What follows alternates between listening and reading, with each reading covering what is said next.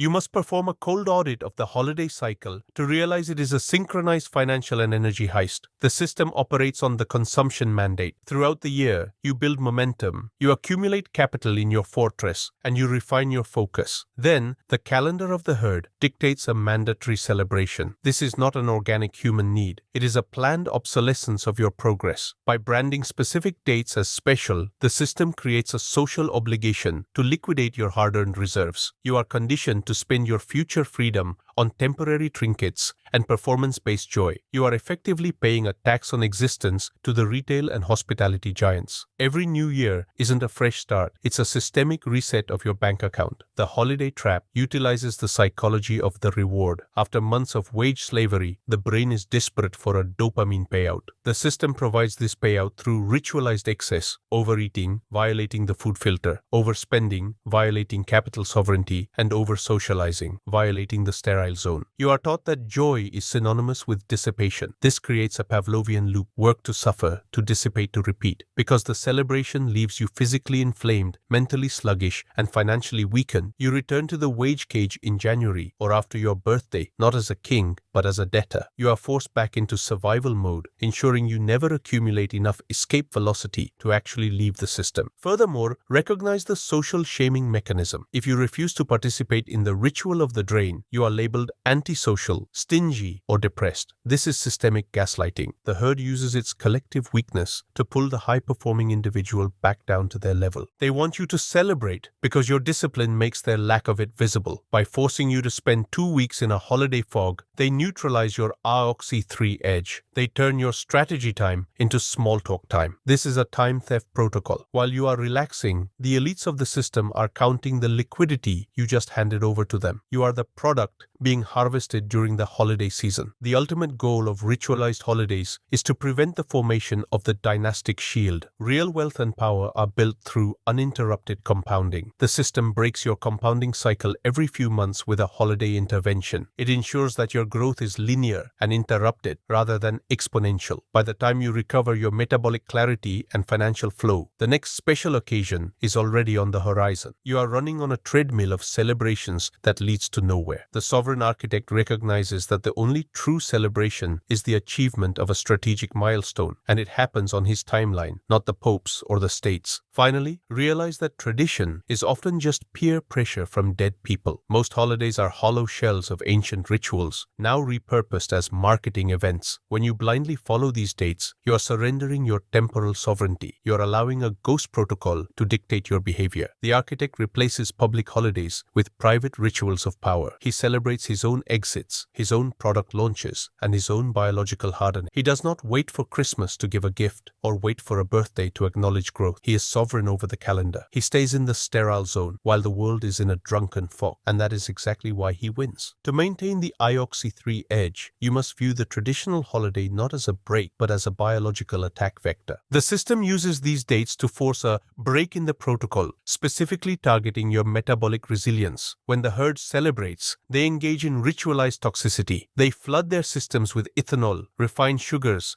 and inflammatory seed oils, all substances you have carefully filtered out of your sterile zone. This is not fun, it is neurochemical vandalism. By disrupting your biological BIOS for even 48 hours, the system ensures that your recovery phase lasts for 14 days. You are paying for a night of fun with 2 weeks of suboptimal processing. The first pillar of the metabolic tax is the erasure of the focus baseline. You have spent weeks building a high dopamine, low inflammation state. One holiday feast or celebratory drink triggers a massive systemic inflammatory response. Your cytokines spike, your gut-brain barrier is compromised, and your mitochondrial output drops by 30 to 40%. This is cognitive deceleration. While you are enjoying the ritual, your brain is actually busy managing damage control. The brain fog that follows a holiday is the system's way of muffling your intent. A man in a fog cannot execute 54 videos. He can barely execute a coherent thought. You have been biochemically neutered at the exact moment the new cycle begins. We must then analyze the destruction destruction of the circadian guard. Holidays almost always involve late-night socializing, which is a direct assault on your circadian sovereignty. By staying awake under artificial celebratory lighting and consuming food outside your tactical window, you suppress melatonin and spike cortisol at the wrong time. This jet lag effect destroys your sleep quality for days. You wake up on the day after with a cortisol debt. You're irritable, reactive, and weak. The system loves a reactive citizen. By breaking your sleep-wake cycle, the ritual ensures you lose the morning power state required to dominate your market. You have traded your biological authority for a social participation trophy. The second pillar is the dopamine desensitization. Holidays provide hyperstimulation, loud music, bright lights, excessive gift-giving, and forced emotionality. This noise raises your dopamine baseline to an unsustainable level. When the holiday ends, the normal work of the laboratory feels depressing by comparison. You experience a post-ritual slump. This is the Blue Monday phenomenon. The architect avoids this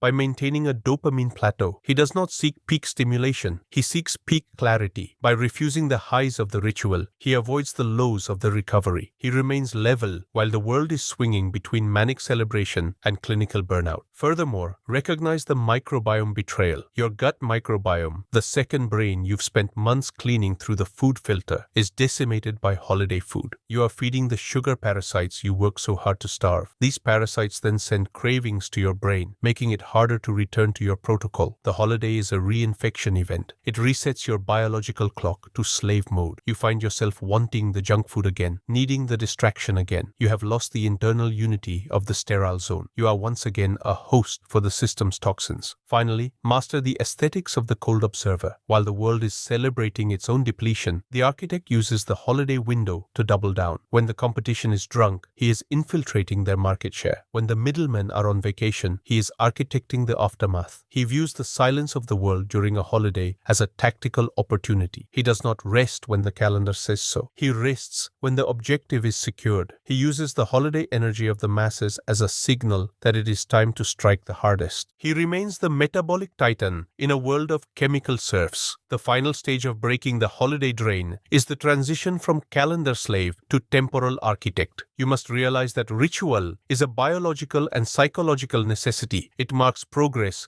and solidifies identity. However, when you allow the state or the church to define your rituals, you are handing over the keys to your dopamine. The sovereign architect does not stop celebrating. He reclaims the definition of celebration. He builds a sovereign calendar where rituals are used as force multipliers for his mission rather than exit ramps for his capital. The first pillar of the sovereign calendar is objective-based rituals. The normal human celebrates because the date arrived. The architect celebrates because the milestone was conquered. You do not celebrate New Year's Eve. You celebrate the completion of your 500th video. You do not celebrate your birthday. You celebrate the day your product promotion hit a specific conversion floor. By tying celebration to achievement, you create a biological feedback loop that reinforces success rather than existence. Your rewards are earned, not scheduled. This turns your dopamine system into a success-seeking missile. You don't feel good because it's December. You feel good because you just dominated a market segment. We must then analyze the aesthetics of high-utility celebration. When the architect chooses to celebrate, he does not engage in dissipation. He engages in deep rejuvenation. His ritual is designed to increase his power for the next cycle. Instead of a drunken feast, he chooses a 3-day isolation in a high-tier natural environment. Instead of gift-giving of consumer trash, he invests in a new piece of laboratory equipment or a shadow network alliance. He uses the ritual window to perform a systemic audit of his dynastic shield. For the architect, a holiday is a tactical pit stop. You change the tires, refuel the logic, and get back on the track faster than before. You exit the ritual stronger, not weaker. The second pillar is the synchronization with personal rhythms. The social calendar ignores your biological reality. It forces you to be happy when you might be in a deep strategy phase. The sovereign architect ignores the public noise and listens to his internal clock. If the world is celebrating while you are in a flow state, you ignore the world. You stay in the sterile zone. You treat the public holiday as a time of great silence, a period where the phones stop ringing and the middlemen stop emailing. This is your peak production window. You use the herd's distraction to gain a 10-day lead. By the time they wake up from their holiday hangover, you have already moved the finish line. Furthermore, master the ritual of the sovereign review. Instead of making New Year's resolutions, which are just lies for the week, the architect performs a clinical post-mortem of the previous cycle. He looks at his IOXY3 velocity, his lid capture sovereignty, sovereignty and his metabolic status. He identifies the leaks and frictions. He treats his life like a software update. He doesn't hope for a better year. He architects a better protocol. He uses the ritual to hard-code new habits into his BIOS. This is recursive engineering. You are constantly optimizing the self through the ritual, turning the calendar into a development roadmap for your sovereign monument. Finally, recognize that true joy is a side effect of power. The holiday is a cheap substitute for the ecstasy of creation. When you are building an untouchable estate, when your shadow team is executing your logic 24/7, and when your primal modern king assets are dominating the feeds, you don't need a scheduled party to feel alive. Your life is the ritual. Every day in the sterile zone is a celebration of sovereignty. You have exited the ritual of the drain and entered the ritual of the infinite game. You are the source of your own light, and your calendar is a map of conquest.